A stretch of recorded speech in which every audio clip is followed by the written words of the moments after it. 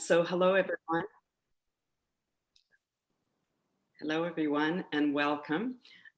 Just an update. I'm recently retired, so all those things that Dawn just mentioned are in my previous academic life. But currently, I'm a member of the Centre for Religion and Society at the University of Victoria. I'm about to begin a project for academics without borders in Uganda, and I'm an ongoing life member of the Taos Institute, and pleased to be there. I have a strong interest in social constructionist ideas and ideals and how they inform clinical practice, research, and education. But right now, being the grandmother of 5 young and very different children, I have a vested interest in the future of education and how educational settings can meet the needs of diverse learners. So that's enough about me. I'm absolutely thrilled that we are bringing the voices of learners to this forum right now.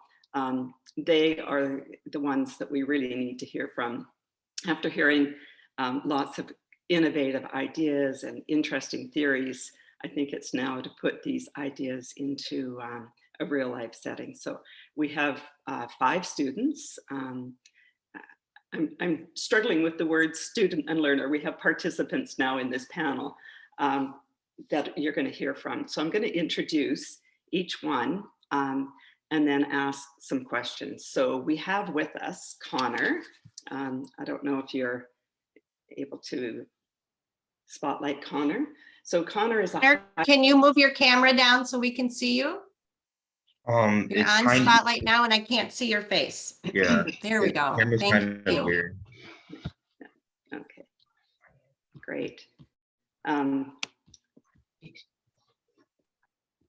Connor. There you are. So we have Connor. He's a high school junior and he attends Kenston Gateway High School and Auburn Career Center. He's excited about being in the teacher professions pathway at Auburn Career Center because he hopes to become either a child psychologist or a school counselor. He really enjoyed his summer experience working on the ranch at Hiram House Camp because it combined his love of animals with his excitement of working with kids. So welcome, Connor, and I'm really looking forward to hearing more about the camp and how that experience helped your learning. The second participant we have is Noor. Noor is from a small city called Porterville, located in the Central Valley, California. She majored in psychology at UC Merced. She has a passion for soccer and enjoys reading and working out in her free time. So welcome, Noor. And then next we have Daisy. Daisy is a first-generation Chicana college student who graduated from San Francisco State University with a double major in psychology and Spanish. Currently, she is pursuing her master's degree in school psychology at California State University, East Bay, and is very passionate about supporting the English language learner and newcomer students population within her field. So welcome to you, Daisy. And then our final student is Leo. Leo is an exceptional individual and a contributing member of the Xavier community. Even as a high school student, Leo is a teacher intern who works with a calculus teacher as her teacher assistant. In addition to being a truly awesome individual who's respected by all, Leo can also boast of a perfect math SAT score. Well done, Leo. Okay, so I'd like to then go back and begin with Connor. I've asked each of you to consider the question of what did you find most challenging in your education? You can draw any experience. And then I also wanted them to talk about the highlight of their experiences. So beginning with you, Connor, then, what did you find really challenging in some of your educational experiences? To be honest, when I first started, I guess like in elementary school, some of the stuff that was found challenging is that there was a lot of kids there, and like I do think like smaller classrooms do help. And it kind of just stayed like that. I think one time I had um like 40 to 50 people in the classroom at Kenston, and I'm one of the people that need like individual help, and like I think that when you add all these kids in one group, you can't like focus on them separately, or it's really hard to. So you had, did you say 40 students in a classroom Yeah. sometime? Wow. Yeah, that's a large class. And that was in elementary school? No, it was like in middle school, like that was like like afterwards. Yeah, yeah. So for you, the kind of learner that you are, you really wanted that kind of individual attention. And was that really difficult then to have a relationship with a teacher when there were so many students? I can only imagine. Yeah, now I go to Gateway and Auburn Career Center, and you get to be able to like connect with the teachers on an individual basis and like be able to talk one-on-one with them. Mhm, Yeah. mhm. Yeah. And so how many students would be in that classroom setting then, At approximately? Oh, sorry.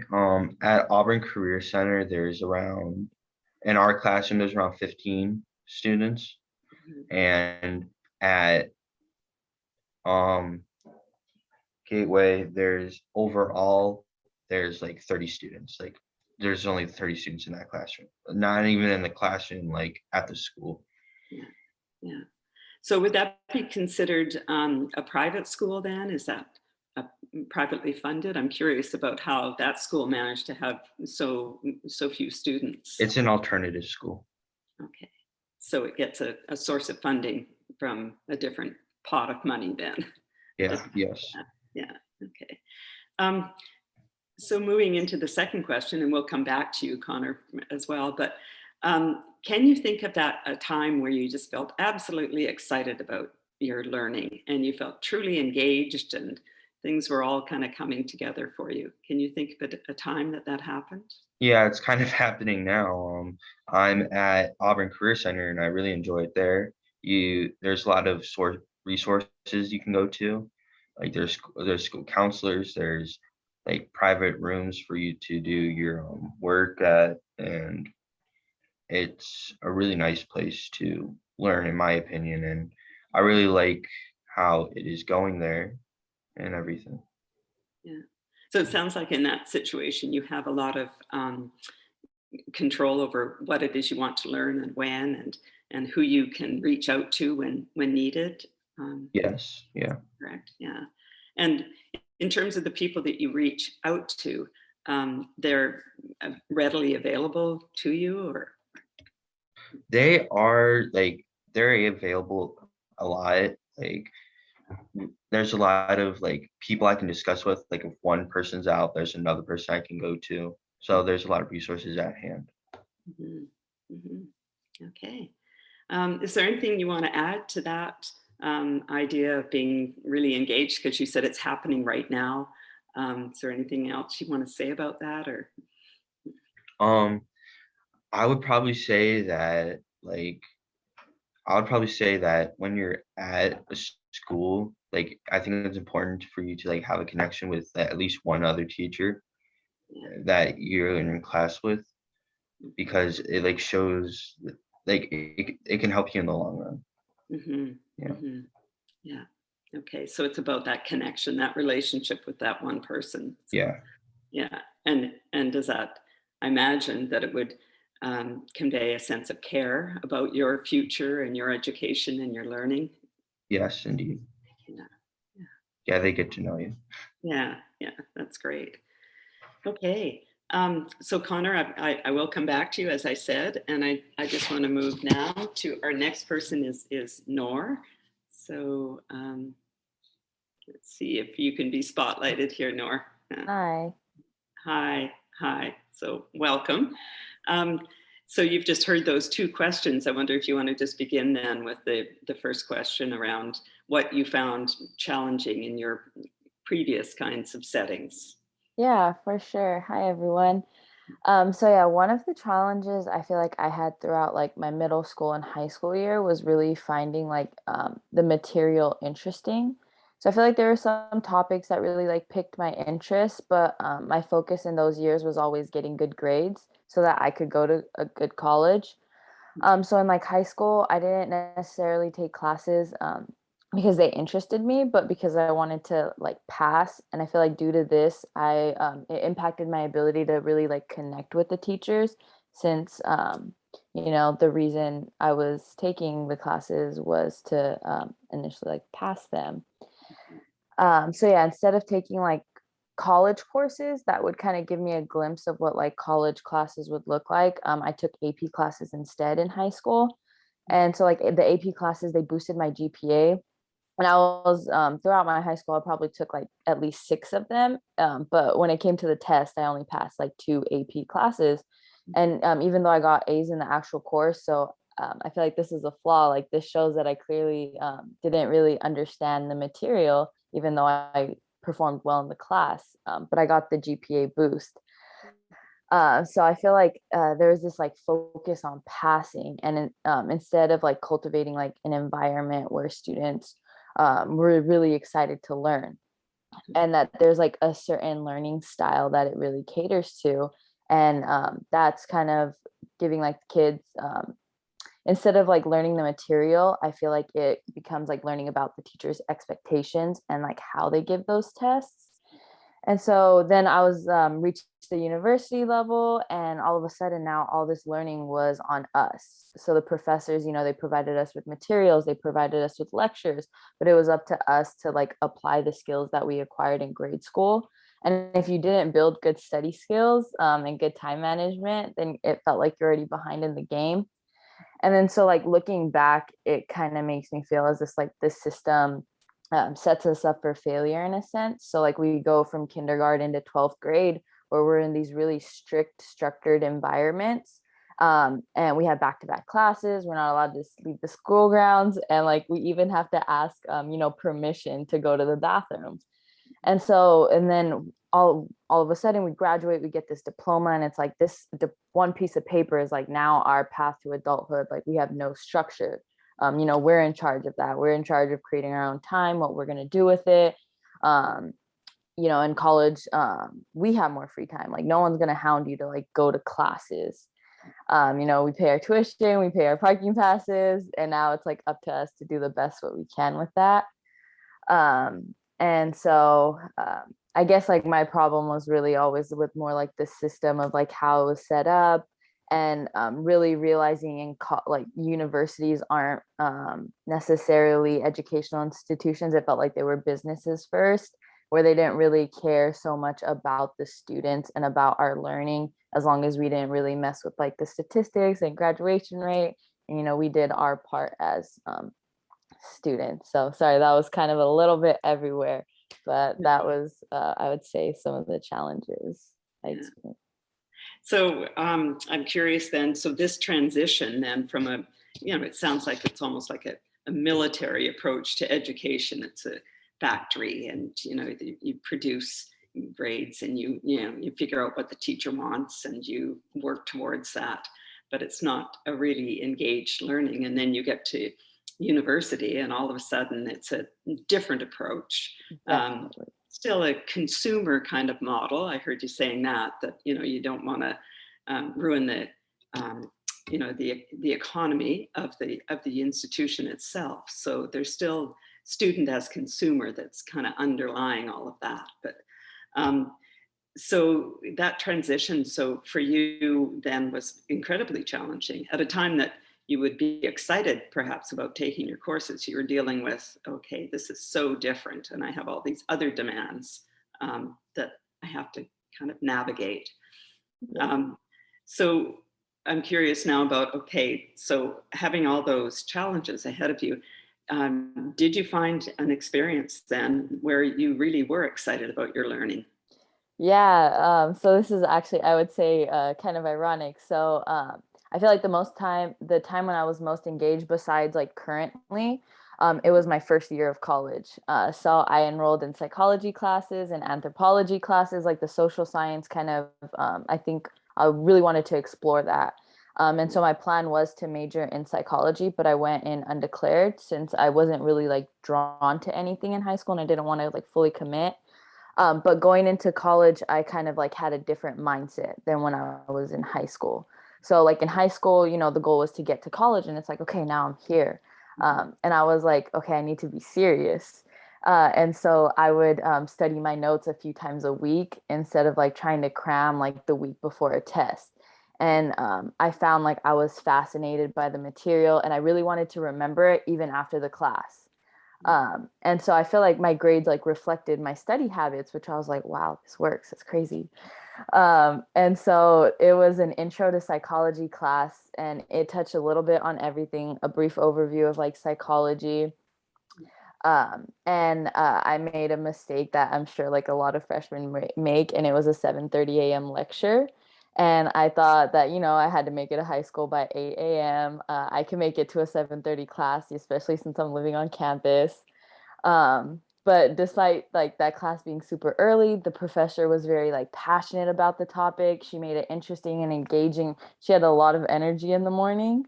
And I don't think I missed a single class. So I couldn't maintain like this mindset throughout like all my 4 years. I felt like it wasn't too sustainable. So after like the first year, I did kind of return to like the mindset of passing. I was still very interested in the material and like studied it more than in like high school. And I came to all the lectures and I completed all the assignments, but I didn't put that much as I did like my first year. And I'm not too sure why, because like the professors, they're all great. They loved what they taught. But again, I think it is with like the system, it was kind of easy to fall back and not really hold myself to the accountable to those standards. And so, yeah. Yeah. So I'll just ask you a final question about that. When you were engaged and you said that the materials were really interesting. So what was it that brought those materials to life in that setting where they weren't brought to life for you in high school? It seems they were just kind of not that interesting for you. So what was it about those materials that brought it, that made it exciting for you? I think it was that maybe the topic itself, like I was able to choose, like I wanted to take this class, this material or this topic is interesting to me. And you know, it was kind of a bigger lecture. So maybe being in that environment where everyone is, you know, engaged in their learning, it can be a little contagious. So I would, yeah, maybe say like a combination of things. Mm-hmm. Yeah, I like the way you're saying that it's contagious. That's an interesting way to think about a learning context. Yeah. Yeah. Yeah. Okay. Thank you. Great. Thanks, Nor. We're going to move now to Daisy. Just seeing if we can feature Daisy. Ah, there you are. Hi, Daisy. Hi. Morning. Good morning. Do you want to say anything about yourself before I ask you those questions, or about what you're currently in the midst of? Yeah, I think you summarized it pretty well. Hmm. Yeah. Okay. All right. So in terms of that question, then what did you find most challenging in your life about your learning and the educational setting that you were in? Yeah, so I think there's been one challenge that has pretty much followed me throughout like my entire educational journey, and it's been being an English language learner. Although my English language learner like position has opened up so many doorways, so many paths for me, it's also created so many barriers that have made me feel sometimes less than my peers, and just in general made me feel like my work wasn't good enough. I didn't start learning English until I was 8 years old. I was in third grade and I had to learn English kind of on my own. I had a very amazing teacher in third grade. She didn't speak any Spanish and I didn't speak any English. So that was a very funny relationship, but she really supported me. She would be up at like 9:30 on the phone with me and always making sure I could do the homeworks. And we had kind of like an equal relationship because she was learning Spanish from me and I was learning English from her. And we're still very close up to this day. So she was a very impactful person in my educational career. So being the only English speaker in my household placed many responsibilities on me also. Since my parents didn't speak English, I had to like translate letters from the mail. I had to do phone calls for them. And those were just additional responsibilities that were set upon me because I was the only one in the house that spoke English. And as the years went by, my English started to get a lot better. I was supporting other peers that were coming to the country as newcomers, and that also really helped me improve my skills. And when I got to middle school and high school, my English was still improving.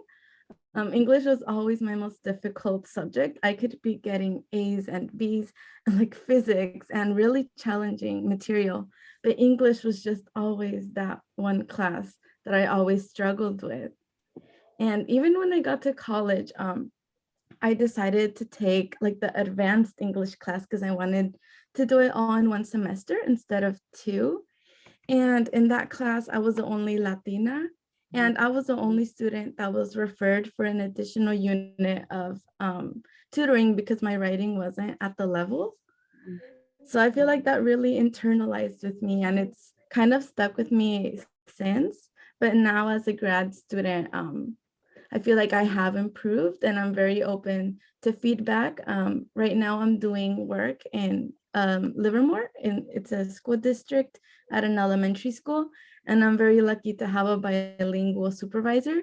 So she's always telling me like, I struggled with that too. Like you just need to be open to feedback, be willing to learn, and you can get to where you want to be.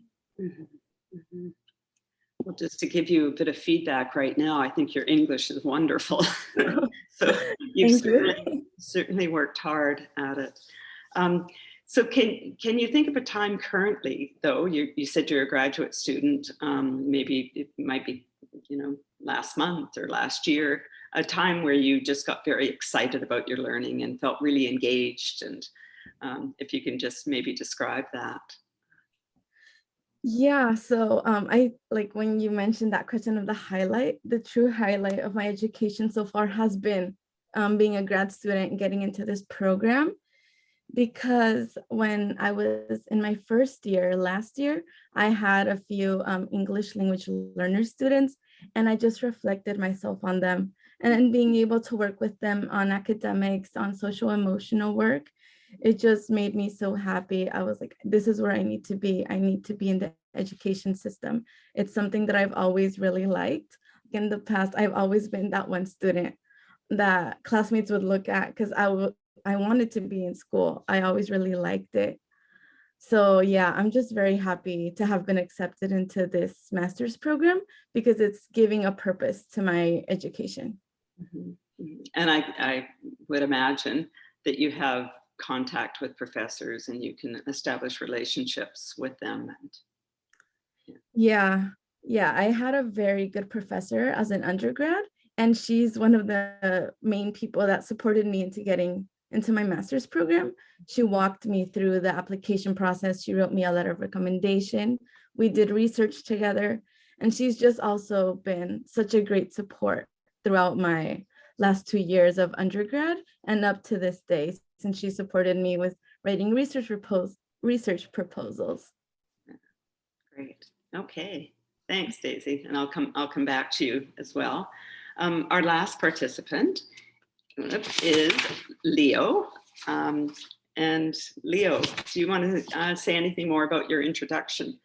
And then I'll ask you the question. Leo, before you go, just a second. Marie, Ella is here, so we're going to be able to move to Ella too. Oh, okay. Great. All right. We'll stay with Leo and then I'll come back to Ella. Thanks, Dawn. That about covers it. I'm a senior in high school. Yeah. And I'm getting ready for college, I guess. You guessed. You're not too sure yet? I've got my apps in, I know that much. Yeah, great. Okay, so can you tell us something about what was most challenging for you in your education so far? What I found most challenging, my whole life, I struggled with organization and large project-based tasks. I didn't, of course, realize until I got to 9th grade that I had ADD or ADHD the whole time. And that definitely made things make more sense. And going into a public high school, the remedy that they had for that was just throwing extra time at you, which is not what I needed. What I needed was one-on-one instruction and help learning the organization skills that I missed early on, because in a large classroom setting with like 30, 40 kids, the consensus is you're smart, so we don't need to help you, you'll figure it out.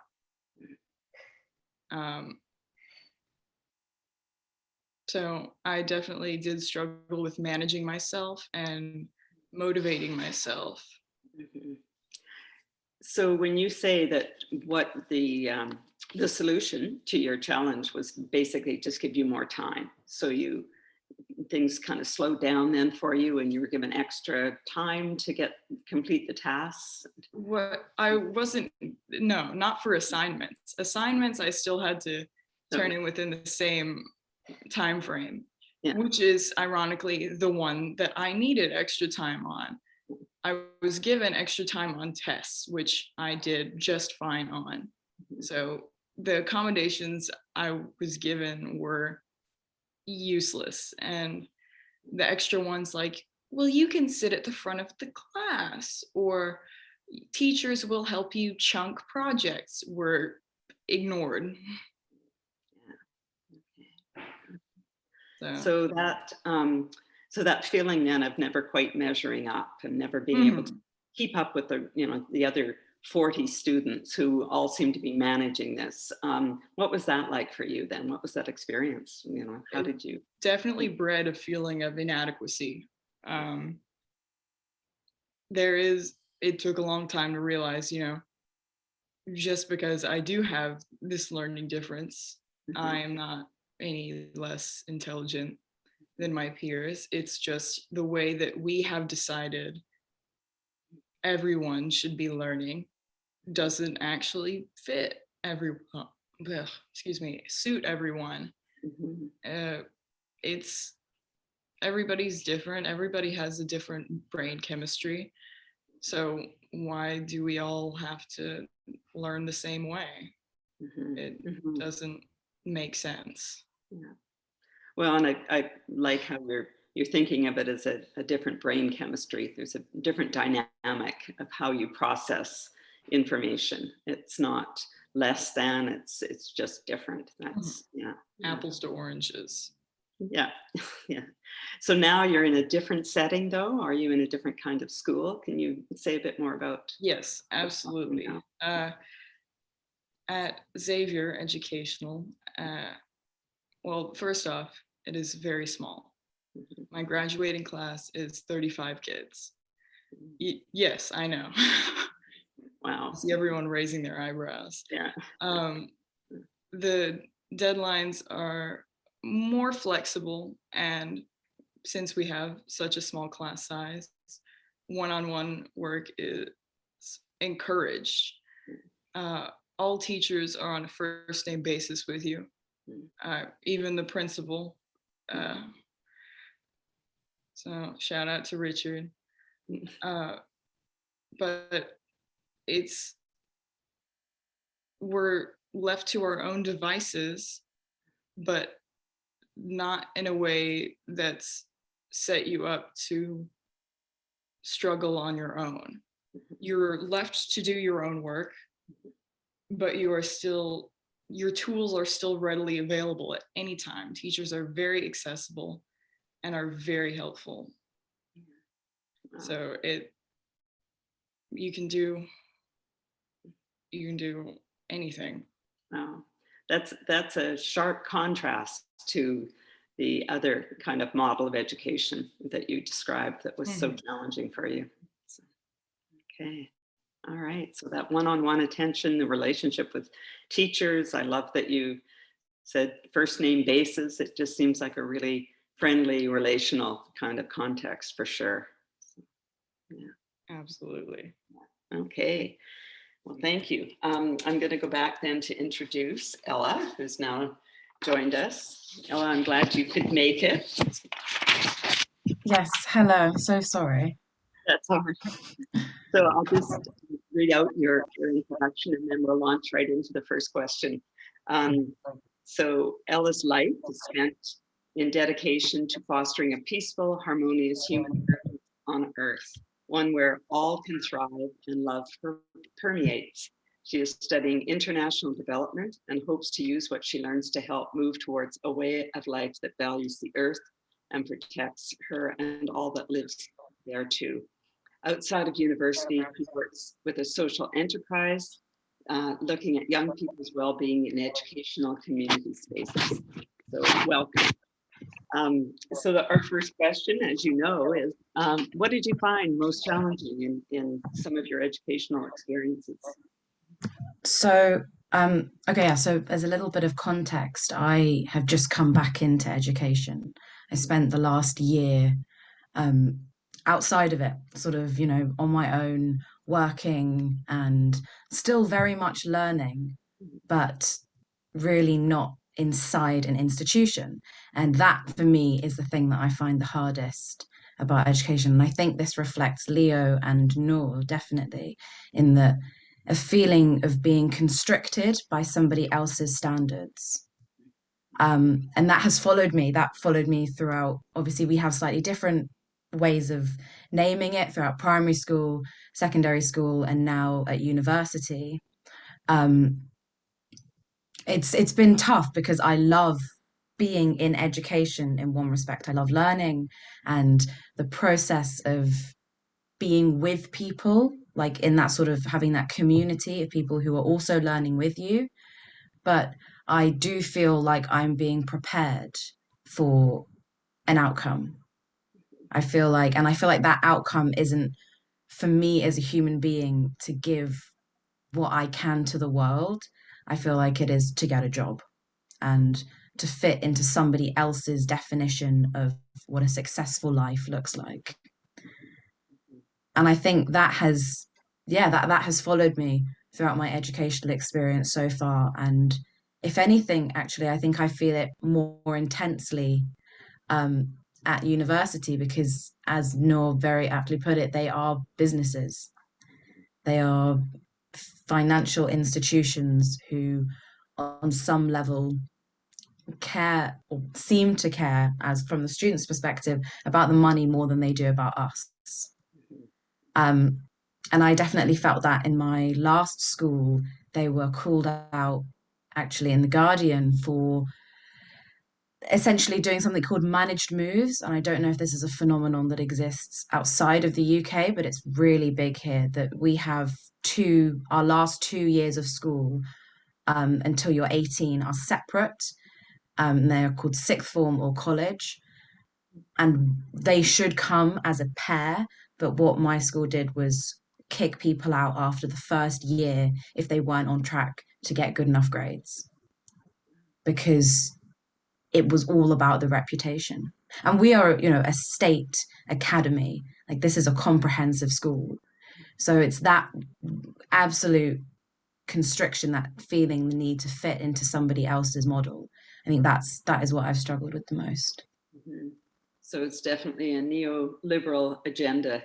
Yes. That's consumers and productive citizens. Yeah. And the reputation of the university kind of depends on that. So very outcome driven. Yeah. Mm-hmm. Yes, no, exactly. And I feel that here as well. I'm at the University of Sussex and they're very proud of their reputation as a radical protest university. But on the flip side of that, it's a neoliberal institution. And that is very evident in all of our dealings with them so far, that they're very happy for protest until it challenges them. And that is how I feel about schools. I feel that obviously the work I do outside of school is all about sort of really changing the focus of learning and making learning about self and other a part of our curriculum.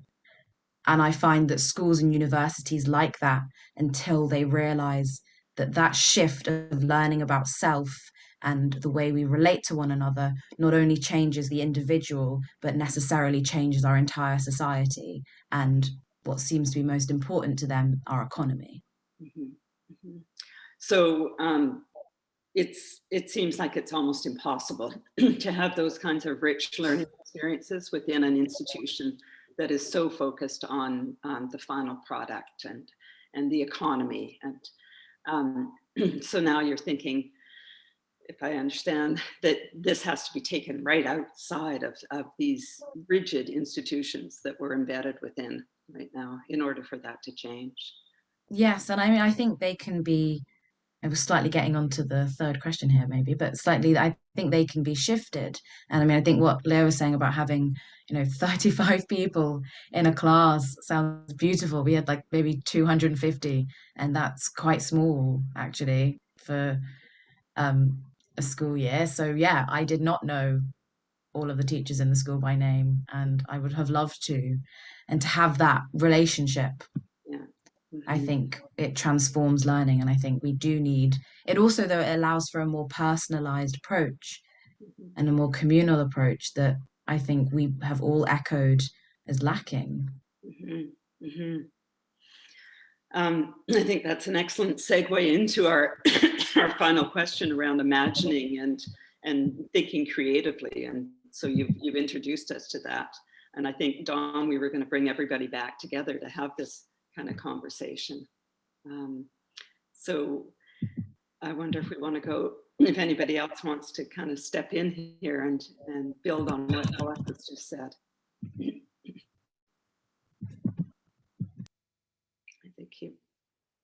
I think you've been unmuted.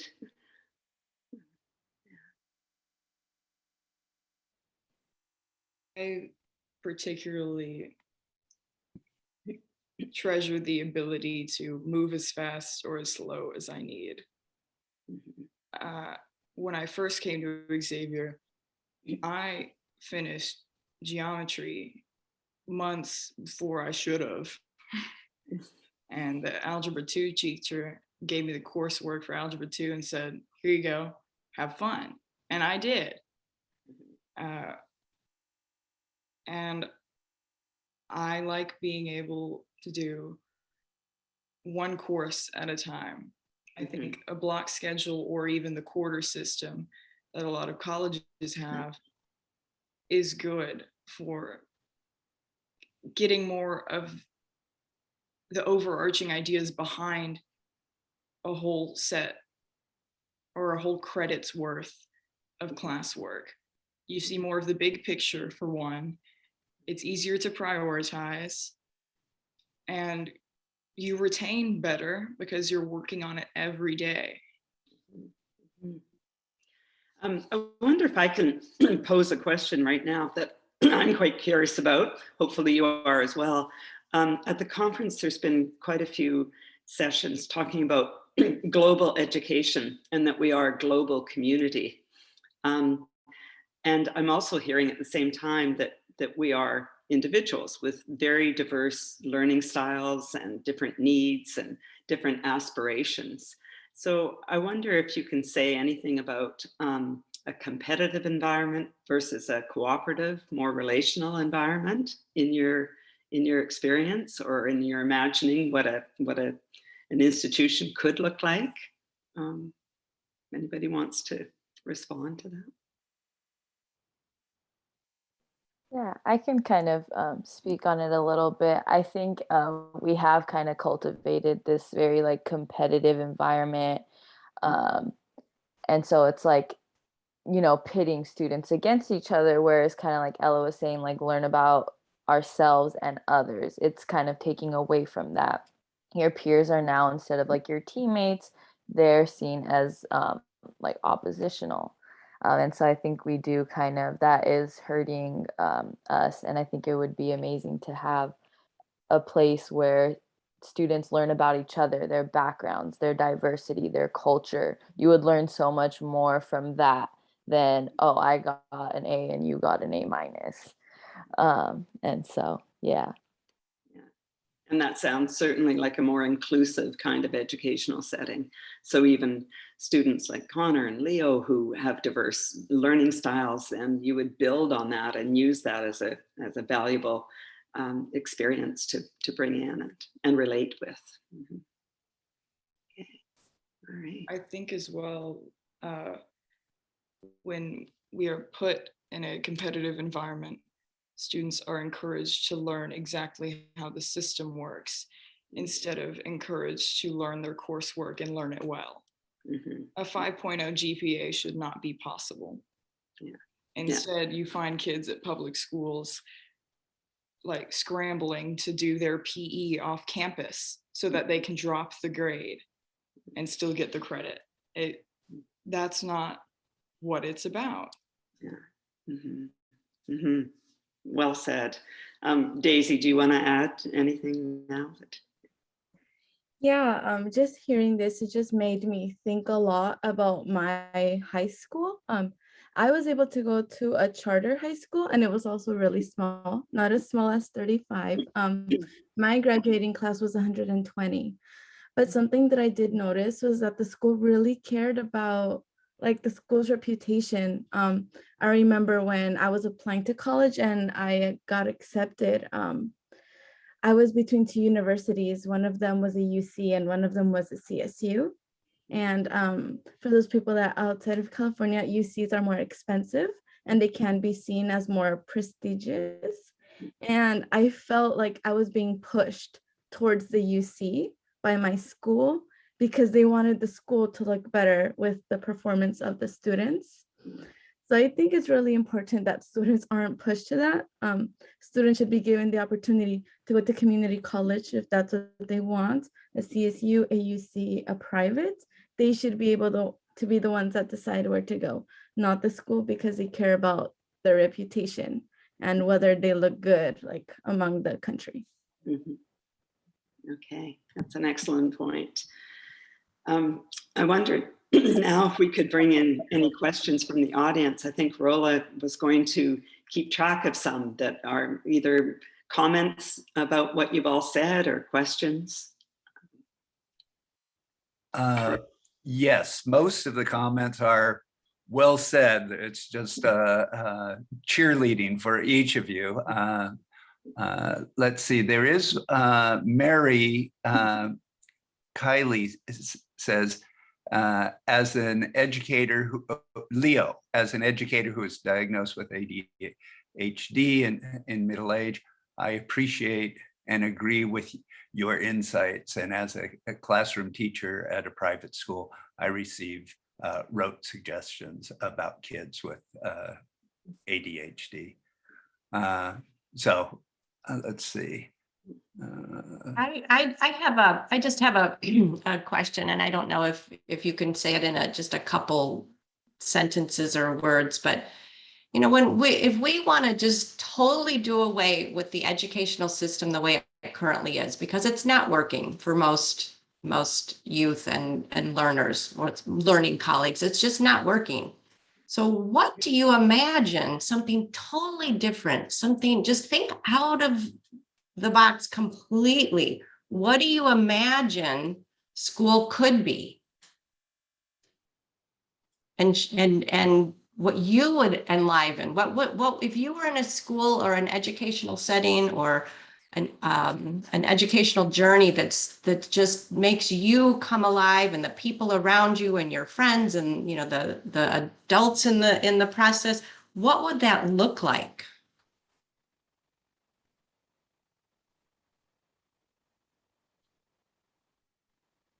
Go ahead, Ella. Thank you. I think I always come back to this word, which is spacious. And I think that kind of directly goes against our system currently, which feels very constrictive and sort of, so that in both value and in literal space in the curriculum, space in the day to just reflect. I really struggled in school with going from one thing to another, feeling like I had no time to actually try and understand what I was learning. So yeah, so I think spacious, that would be my word. How do you nurture this personalized learning?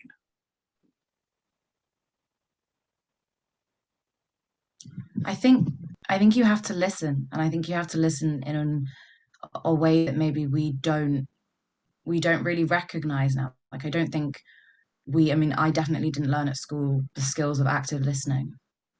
I didn't learn how to quieten my internal monologue while truly hearing and witnessing someone else.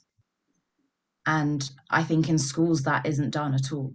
I think it feels like, for me, it felt really rare. And I was lucky enough to find educators who did really listen and who really paid attention.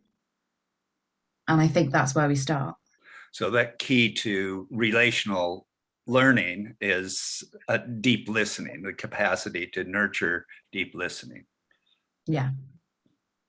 Well, and for me too, what it seems to imply is that we need to be generous with each other in terms of our listening, and it takes time. And like you said, Ella, it takes space, and you can't run from one course to the next. You know, some students have 5 subjects in a day, and you're racing, you know, down the hallway. And so this idea of generosity in order to listen, and especially I think when you're listening to something that might be in direct opposition to how you're thinking, and that takes time and patience. There's one other thing. There was a huge demonstration yesterday of youth saying, world leaders, you aren't listening. And they're saying you are not listening. What do you guys think about that?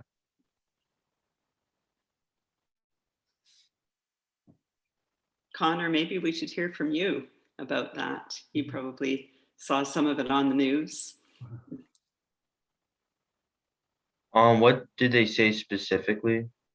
They were complaining about the and citing that the climate crisis is not being addressed adequately by world leaders. Yeah. I just think that if people are going to listen, that I think we should have like more one-on-one talks. Like I'm big on like getting to know people. Like I'm really into like sociopolitics and stuff like that. And I have different opinions than a lot of people, and I have similar opinions to a lot of people. And I think the best way is just have a one-on-one talk, because when you're forming in a group, like a lot of people like won't listen because they think they all have the same ideas. Even in that group, like they still won't have all the same ideas. I feel like a one-on-one talk would be the best thing overall. This is probably a non sequitur, Connor, but I'm very curious about your experience working with animals and how that relationship with animals and others informed your view of relational education. Yeah, so over the summer I worked at Hiram House Camp, and I was barn staff. So I got to work with horses there. I got to work with like farm animals and stuff. And to be honest, a lot of the kids, like they'll come up to you and ask questions about things, and they'll like go around, and they just seem very comfortable around the animals. Well, at least most of them, and I think it really shows that like there's different ways to like for students to like show that they're like different ways for kids, like especially young children, because most of the children that really wanted to see the horses and or like see the other animals were younger, and a lot of the older ones were like trying to avoid that and stuff. And I think it just shows that when we go by like just learning or like just the learning system, I do think like a lot of interest takes out of like the youthfulness and everything. And it really shows that if you're like, for example, like if you're like 7 years old, like you're excited to learn, like you're probably like entering first, second grade. And then when you get to like preteens and stuff, like a lot of your brain changes, and sometimes they still teach the same way. Sometimes they still like teach the way, like for me, at Gateway, Like it was a complete switch. I started last year and it was a complete switch from a normal school. And I think that looking at that, you would have to say, you would have to like say like different learning fits other people, and to accomplish that, you have to like experiment and like be willing to get to know someone one-on-one. Yeah, I think that fits nicely with what Ella said earlier too, that, we're so constricted with space and time and, just getting outside, getting another thing, the animal world coming in, to our learning settings and some of the options for actually getting outside. And, we have a lot, I'm on the West Coast here, so we have a lot of outward bound kinds of educational settings. We take students out, and we go hiking, we get out into nature. And it's amazing how exciting that can be for students. And this is in a university setting. So we try to do those kinds of activities.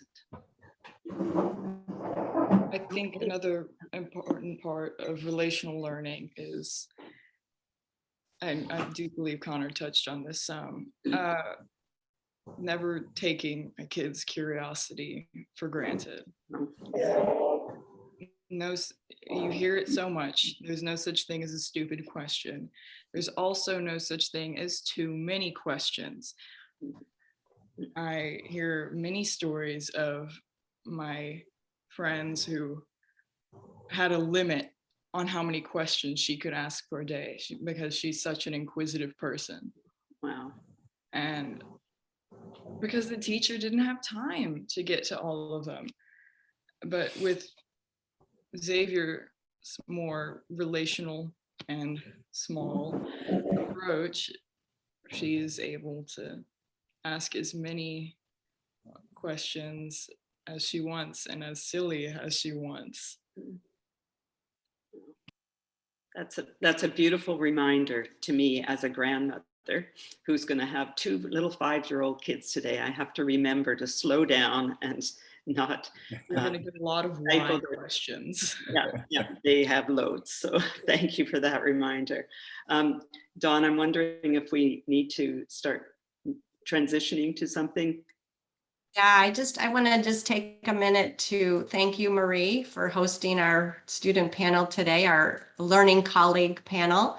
And thank you, Ella and Connor and Daisy and Leo and Nor for being a part of this. Your insights, your experience, we all learn together, and we really value your part of this process that we're engaged in here for this education as relating conference. And so we hope that you stay connected with us.